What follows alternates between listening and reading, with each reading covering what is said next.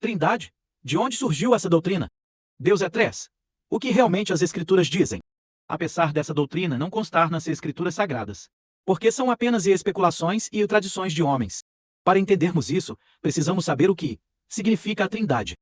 A doutrina cristã da Trindade, do latim Trinitas Triad, de Trinus Tripla, define Deus como três pessoas e consubstanciais, expressões, ou hipóstases: o Pai, o Filho Jesus Cristo e o Espírito Santo, um Deus em três pessoas.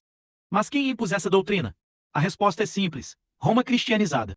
Em 27 de fevereiro de 380, depois de Cristo, o imperador romano do Oriente Teodósio I promulgou, em conjunto com seus colegas da parte ocidental do Império, Gratiano e Valentiniano II, o Decreto de Tessalônica, declarando o credo niceno-trinitário como a única religião legítima do Império Romano e a única passível de ser considerada católica universal, bem como determinando que cessasse todo o apoio estatal às demais religiões politeístas, embora décadas antes, o imperador Constantino I tenha favorecido muito a fé cristã e a Igreja Católica, que passou a receber propriedades, verbas e apoio do Estado romano. É equivocada a ideia de que ele tenha tornado o cristianismo a religião oficial do Império, pois o chamado Edito de Milão, de 313 d.C., formalmente apenas havia estabelecido a tolerância do Estado em relação a todas as religiões.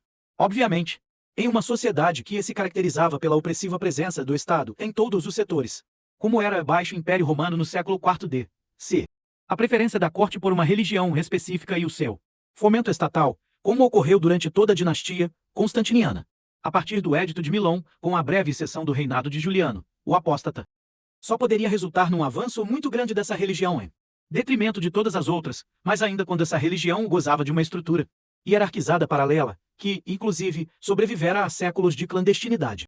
Outra contribuição fundamental de Constantino I para o cristianismo foi patrocinar o Concílio de Nicéia, em 325 d.C., o primeiro concílio ecumênico da Igreja, com o objetivo de homogeneizar e unificar o entendimento sobre diversas questões doutrinárias, e onde foi chancelada a natureza divina de Cristo como Deus Filho, e sua relação com o Deus o Pai, resultando no chamado Credo Niceno, refutando-se versões alternativas da fé cristã, especialmente o arianismo, assim chamado porque baseado nas doutrinas do bispo Ário, que pregava, a grosso modo, que Cristo tinha sido criado pelo Pai, e portanto, não teria sempre existido eterno, sendo, por consequência, poderia-se dizer assim, menos Deus do que o Pai, do qual derivaria, resultando, por fim, que ambos não seriam um só e de mesma substância.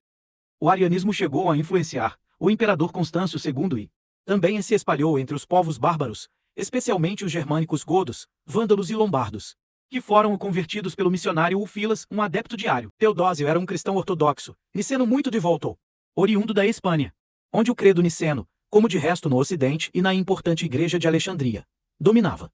Já o arianismo prevalecia no Oriente. Teodósio foi nomeado imperador do Ocidente pelo imperador Gratiano, também ele um cristão ortodoxo niceno, após a morte do imperador do Ocidente, Valente, na Batalha de Adrianópolis, em 378 d.C., sendo que Valente foi um adepto do arianismo.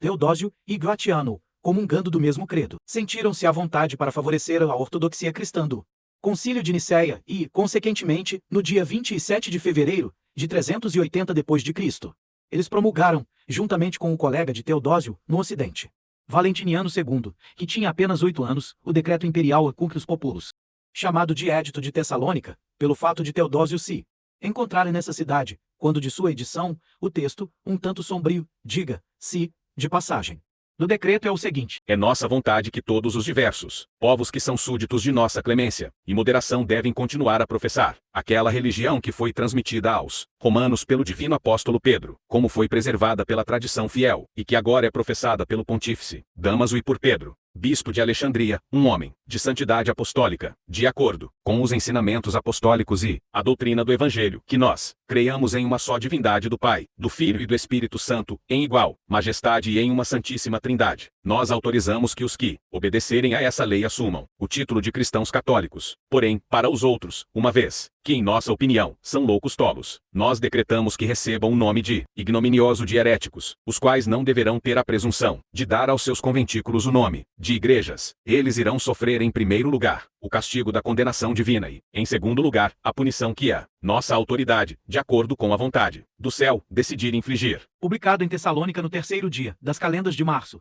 durante o quinto consulado de Gratiano Augusto e o primeiro de Teodósio Augusto. É importante notar que Teodósio estava gravemente doente em Tessalônica, na Grécia. O que o levou, inclusive, como era o costume dos cristãos naquele tempo, a se batizar o batismo.